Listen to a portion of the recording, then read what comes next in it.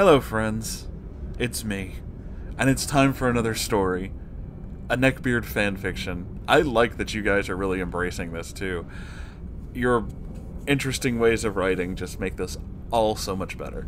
So yeah, let's get into this one. This is from Reddit user Eshra the Grey. This is Gregory, a D&D Neckbeard fanfiction.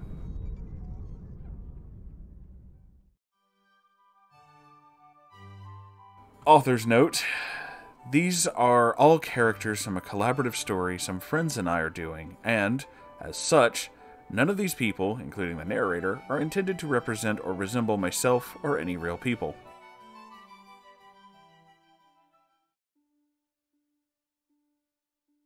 Where, oh where do I begin with the blood-boiling, undying level of sheer, unadulterated hate I have for this man? This man who thinks buying money-scented cologne and dressing in these stupid, expensive tailored suits that do nothing to hide how much of a bleached blonde walking orb he is will either get him chicks, status, or both, depending on whatever whims California's finest motherfucker has that particular day. Oh, I know. How about that time he got invited to play D&D with us in an already crowded session, with the variable nuthouse that is my friends, and still somehow managed to make them look sane by comparison. This is the tale of a man I will call Gregory. My name is Orville. Yes, like the popcorn brand. Your extremely based, Boston-born bisexual narrator for the evening. So picture this. It's the morning of the game. Everyone's excited, sending messages back and forth. DM showing us this awesome-looking carved walnut wood DM screen, pimped out with built-in dice towers that just showed up, and we will start gracing our sessions starting today. Everyone's swapping ideas and talking about their characters, and one of the players chimes in about wanting to bring another person along for this session. And just this session, if he can help it. Now, we have a crowded game, as it's already 6 people, including the DM and myself, and I wasn't even sure our DM would be okay with that. Look, I know, even I'm a little bit apprehensive about bringing him along, but I'm hoping maybe he'll learn to get along with other people better in this kind of setting, you know? He'll bring his own sheet, pre-made and everything. Our buddy sends us the group message. Internally, I'm preparing for disaster. Even if the guy who's inviting you doesn't want you to come along, it's only going to go downhill from there. However, our DM actually approved them, but only for one session, for now. So even if this guy proves to be a total disaster, he hopefully won't prove a long-term nuisance for the group. Cut to the afternoon. Game time. I brought my stuff, bought a 12-pack of Fruit Punch Monster Energy and chips for the snack table. Gave my blue nebula dice a good luck roll. I'm set. Starting from the top is our DM, Casey Jones. Man is a spitting image of that 1950s American TV man, minus the unsavory parts, who looks and sounds like a young Johnny Cash. Dude's running a typical high fantasy setting, but with emphasis on the bloody politics between demigod-like entities and mortals caught in the crossfire. Good stuff. Next up is our favorite little angry munchkin, a Cuban woman named Esmeralda, who's almost never seen without a cup of Cubano or slipping strings of Spanish swears into her words. Rather fittingly, she's playing a halfling barbarian, purely because she thought it would be funny. After her is the tall, well-dressed man in feathered top hat, sporting a heavy Cajun accent, Oliver. I admit, he's weird, kind of hot, but when it comes time for D&D, he basically brings a whole table's worth of food with him. And not junk food either, like actually good, hearty food, born from whatever black magic gave him his cooking skills. No, seriously, he actually practices black magic. All that aside, he plays a tiefling warlock. After him is the Cajun's girlfriend, Japanese girl named Yume, with long braided hair that goes down to her thighs. You think he's a little nut, she takes that and cranks it up to 11. Then again, it's adorable seeing these two next to each other because she only reaches his shoulders height-wise. Other than that, she's totally amazing cook, and I am obligated by my microwave TV dinner cooking tier to be passionately jealous of her. She's playing a satyr druid, which I had no idea you could even play as until now. Then there's our friend from out of town, who's come all the way just to visit us, Cliff. Ginger dude with a gruff, quiet voice. Got a scar over his left eye, which makes him look badass. Forget where he got it, though. Anyway, he's playing a human monk. Second to last, myself. Magnetic and electrical enthusiast extraordinaire, sporting standard-issue square-lensed dork glasses and long, flowing locks that I allow to flutter freely in the wind. No, seriously, I hate having a ponytail. But enough about me. I play an artificer who happens to be a sentient snake man. And finally, we have our man of the hour. At least, as much of a man of the hour as he wanted to be. Gregory. Fucking Gregory. This motherfucker actually showed up in a tailored pinstripe suit. Sprayed himself down with expensive-looking cologne as if he wanted to announce it to everyone at the table, just how obscenely loaded he was. Man looks like he's going to sell you a business opportunity to sell his patented Fedora brand cologne. What was that? I have no idea, I just made it up. On top of that, his hair is obviously bleached blonde, only adding to the fact that his twisted idea of fashion sense is making the other person in the room, dressed in a suit, feel embarrassed by proxy. Difference between Oliver and this guy is the resident Cajun actually looks good in his black suit and purple undervest getup. He isn't taking this whole ordeal too seriously.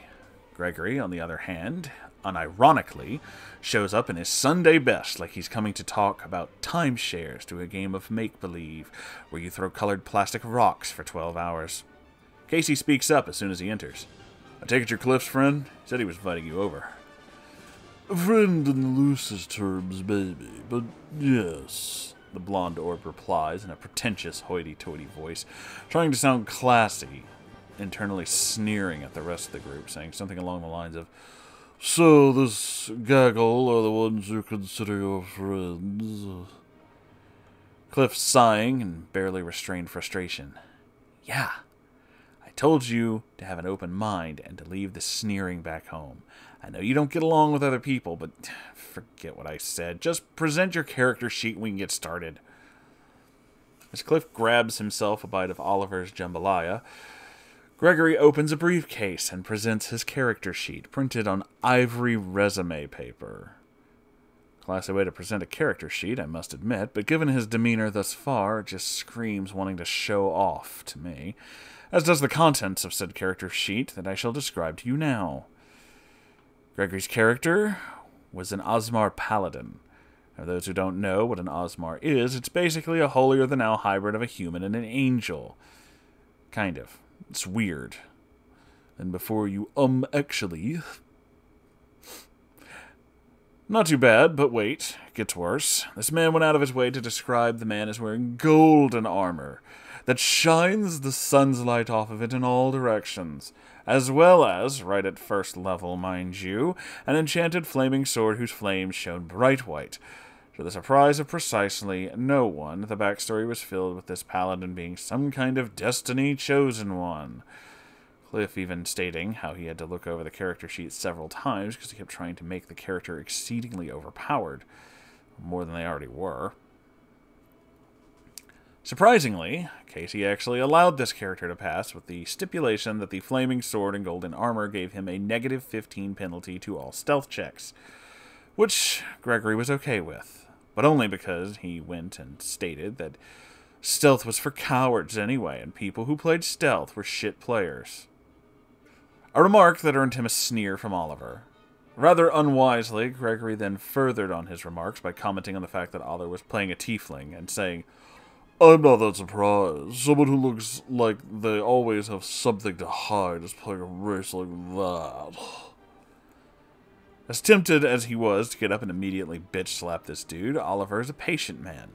His girlfriend sitting right next to him, snuggled into his chest to help calm him down a little bit. Finally, we are able to actually play a game. Casey opens up by setting the scene. Open marketplace about to close up at sundown, as candles and lanterns lit up around them one by one.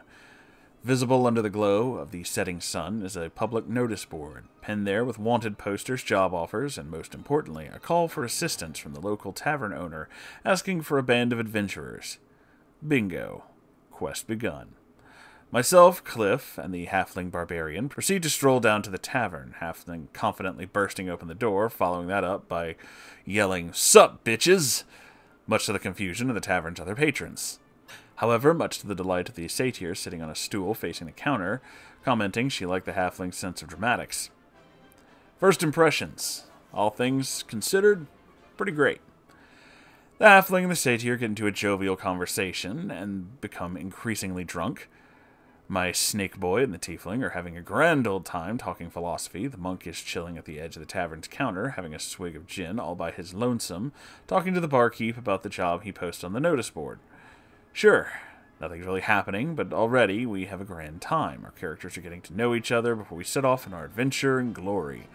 That was until the paladin showed up.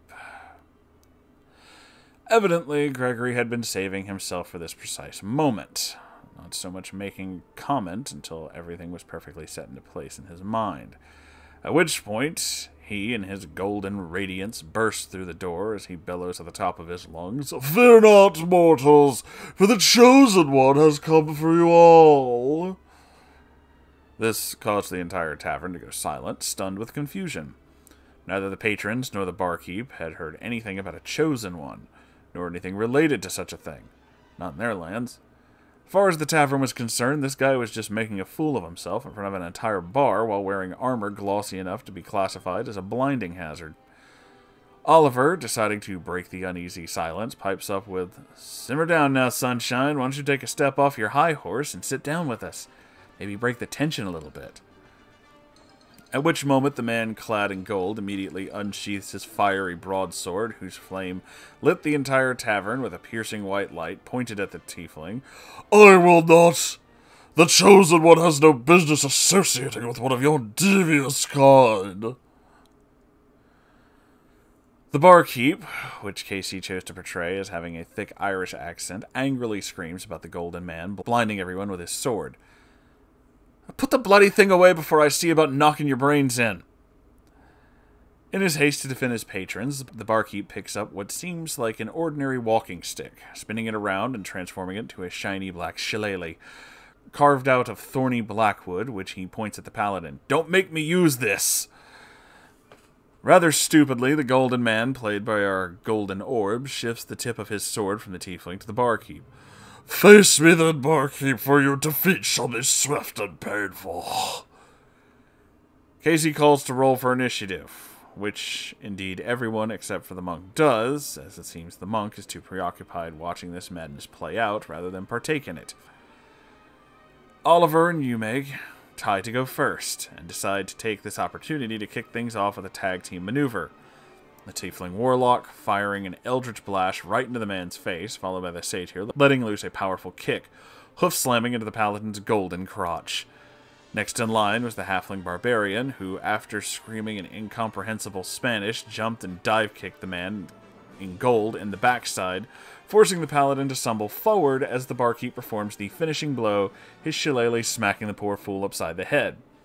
Unfortunately for me, I rolled a 1 and therefore moved last, despite me having better dexterity than the paladin. It was the paladin's turn, downed on the floor with 0 HP, not dead, mind you, just unable to fight. However, that doesn't stop Gregory's face from turning bright red with anger as he bellows out a "What?" Casey calmly takes a deep breath and replies, "You pissed off the barkeep and threatened to kill him, and one of his patrons. How exactly did you expect this to go down?" Gregory's face glowing like a tomato yet to be sun-dried. "Why couldn't he take the warning and surrender while he had the chance? Why do you bullshit me like this?" Casey, a man of eternal patience, once again replies, "Calm down, dude. Your character isn't dead or anything. Healing spell can fix you." Gregory, seemingly in a sudden moment of clarity, does indeed calm down a bit. "Fine."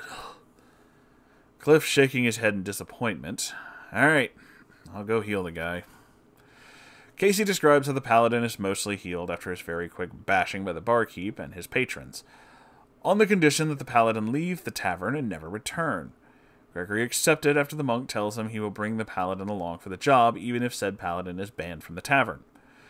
As it turned out, the job was a pretty standard one. Clear out an old ruined fortification, retrieve a crystal locked within the fortification's lowest level. I tell the group I'll volunteer as party leader, since I figure my skills as an artificer would be more than useful in a quest like this, and our party doesn't exactly have a rogue or a ranger or any of the like, so I'll suffice. Gregory, of course, raises his hand and says that he wants to be the party leader, since someone strong and divinely blessed like him would be more capable. Naturally, we put it to a vote, and, well, I got every vote, so I became the leader, giving myself a shit-eating grin internally as I saw Gregory slowly start to fume, or more like sizzle, I should say. Now that the party has their quest, Esmeralda decided to take a moment to get up and announce, "I gotta take shit, I'll be right back." Yume following up with, "I'm gonna go to some fresh air for a little. Give me a few minutes. You wanna come too, dear?" The Cajun nod and replies, "I get this feeling I really should. We'll be back." Casey gives his blessing to the three as they head off from the table for a bit, and the second they're out of the room, Gregory decides to speak up. "So, is the satyr gonna be the party bicycle, or what?" He snickers with a disgusting tone in his voice. Casey, slowly devolving into an angry southern man, replies with, "What the fuck are you talking about?" "Well, it seems only natural to me that someone who played a satyr would be a cock-gargling slut. In fact, she's probably giving that guy a good time as we speak. The only reason she's not blowing my balls right now is she has to be chased for that cuck she follows around." Now those two, they're a weird couple. It would not surprise me if they did do some kinky shit behind closed doors, but cuck is the last word I'd use to describe the man, and slut, that woman is most certainly not. Takes being a wife way too seriously, in fact. So if that man were in this room right now, he would have taken that pot of gumbo he spent hours on and dumped it all over Gregory's head for talking about his woman like that. And she'd immediately follow up by shoving her dainty fist right up his ass. Cliff, more than anyone, is getting increasingly irritated with Gregory's shit. Dude, what the fuck? The two women in this session leave the room for 5 seconds and you're already on about this incel shit? Gregory, clutching his handkerchief like his life depended on it, screams back, "Why do you always have to be such a prudish dick? I can't see anything about anyone without you getting in and being all up my ass about it. And besides, why are you defending a slut like her anyway? You want her for yourself, don't you?" A sneer coming to his face, thinking he had said something oh so clever. Cliff's blood boiling at this point fires back with, "It's because you're a toxic piece of shit who takes every opportunity they can to spew whatever depraved thoughts come into your brain. That's it. Fuck it. Fuck you, Greg. I'm getting you the fuck out of here."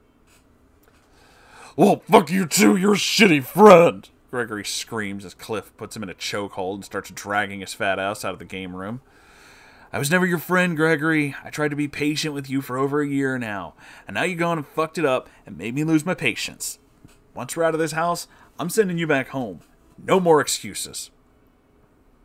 The blonde orb, squirming and struggling, trying to break free from Cliff's arm, begins gargling incomprehensible gibberish that ultimately culminated in him grabbing a can of the monster I bought, and just before he's dragged out of the room as a final fuck you, tossing it with all his might right at me, where it lands right on the back of my head, causing the can to explode, spraying fruit punch-flavored carbonated liquid all over my clothes and my hair, and just for the sake of adding insult to injury, pushes my glasses off my face and onto the table.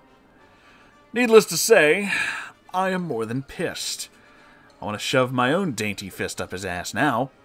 However, by the time I was able to clean my glasses and put them back on, he was out the front door of the house, with a final distant "ree" being heard as Cliff drove his fat ass off to God knows where, hopefully the local police station.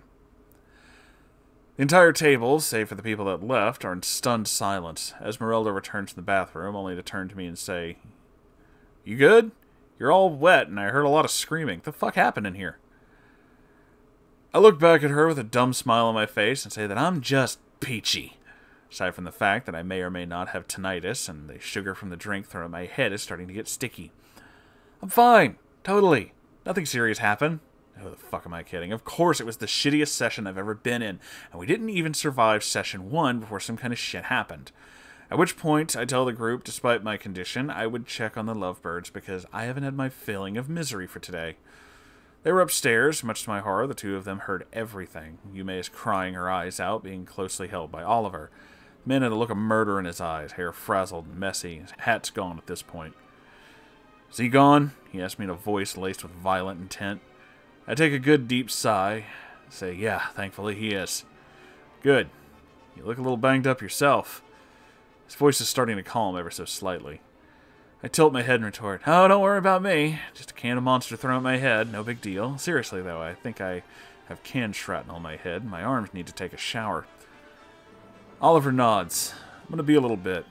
If you all want to quit the game because of this, I don't blame you." Out of a sense of reassurance, I say, "Hey, I'm not going to let all that food you made go to waste. After I've had a shower, I'll talk to Casey about continuing the session. I've been waiting for this day for weeks now, and I am not prepared to let a golden orb ruin it." A smile came to Oliver's face. "I appreciate you," coming from him before I went back downstairs. It felt like some kind of miracle when I did, but I did manage to convince Casey to continue the session, and for the moment, it felt like nothing had happened. Like this man was a flash-in-the-pan accident, and we could continue the rest of our game, which we did. Despite all of this, I can happily say that Session 1 ended on a high note, with a glorious boss battle in the beginnings of Session 2. Yet, despite this seeming like it'd be a one-off thing, Gregory would continue to haunt me and my friends on and off for the next 3 months. It wasn't often when he'd rear his ugly mug to cause trouble once again, but I can assure you the vindictive shenanigans he got up to made an effort to be more ridiculous and petty than the last. Trust me when I say the worst kind of neckbeard is the neckbeard with money. And when that neckbeard doesn't get what he wants, he's going to throw that money in as many places as possible to make you suffer. But I must bid you goodbye. For now, dear lovelies, take care.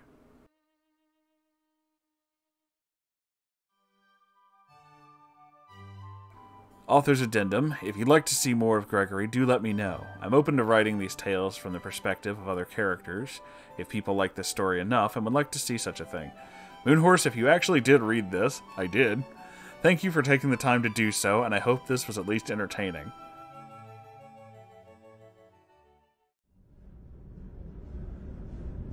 Well, I'm going to go ahead and tell you that, yes, it was incredibly entertaining and really, really wonderful. You did a fantastic job on this, my friend, and I am thoroughly impressed and very much enjoyed it. I love when you guys get creative. I really do. It's so, so good. You're also, like, shockingly talented. It's amazing that you like me. I am not that talented. I don't know. But either way, I'm really happy that you did this, and I would be 100% open to reading more if you would like to write more. I'm pretty confident that the rest of this family feels the exact same way, so make sure to let them know in the comments too, you guys. Like, seriously, leave a shitload of comments. Fuck it. That being said, this is the end of this video. This was a fantastic story, and I do look forward to more. I've said that about 6 times, but I'm really going to drive that point home. You don't know. I will drive that point home. I can do that. I'm the one with the microphone. I love you all so very much. Make sure to like, comment, subscribe, all that nonsense.